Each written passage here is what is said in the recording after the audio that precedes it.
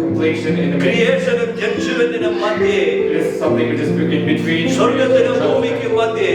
Between heaven and Calvary ക്രൂശിൽ on the cross of Calvary. മൂന്നാളുകളിൽ തൂങ്ങപ്പെട്ട We see all ആ കർത്താവ് വിളിച്ചു പറയുന്ന 7 തിരുമൊഴികളിൽ and on the 7 saying on the cross that Jesus said. അതിലൊന്നാണ് it is finished. And one of the sayings was it is finished. സകലവും നിവൃത്തിയായി. Everything has been completed. അതെനിക്കും നിങ്ങൾക്കുമുള്ള വീണ്ടെടുപ്പിന്റെ രക്ഷണ്യ പ്രവൃത്തിയുടെ പൂർത്തീകരണമാണ് അവിടെ കാണുന്നത്. And if so, our redemption was made possible through the cross of Calvary. Praise the Lord.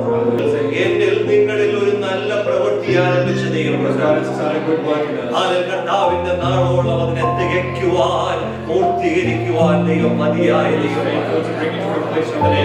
ദൈവമായ കർത്താവിനെ you have to love the Lord your God പൂർണ്ണ ഹൃദയത്തോടെ, with your whole heart, പൂർണ്ണ ആത്മാവോടെ, your whole mind, പൂർണ്ണ മനസ്സോടെ സ്നേഹിക്കണം. and your whole spirit. സ്നേഹിക്കണം. You have to love him. അത് അവിടെ എഴുതി വെച്ചിരിക്കുന്നത്. And that is written. ആകപ്പേ ദൈവസത്തിൽ വെളിപ്പെടേണം. And that is revealed. ഒരുവൻ എന്നെ അനുഗമിപ്പാൻ ഇച്ഛിച്ചാൽ If one person decides to follow me, തന്നെത്താൻ ത്യജിക്കണം. he has to look back. ഒരു സെൽഫ് ഡിനയൽ അവിടെ സംഭവിക്കും. കാര്യങ്ങൾ ദൈവത്തെ കുറിച്ച് വെളിപ്പെടുത്തുകയാണ്. Many things are revealed about God. One is holy. He's a holy God. എന്തിനാണ് വിശുദ്ധനായ ദൈവത്തെ പരിചയപ്പെടുത്തുന്നത്? Why is God explained as a holy ദൈവം God? വിളിച്ചു പറയുന്നു, ഞാൻ വിശുദ്ധനായിരിക്കുന്നത് പോലെ നിങ്ങളും വിശുദ്ധൻ.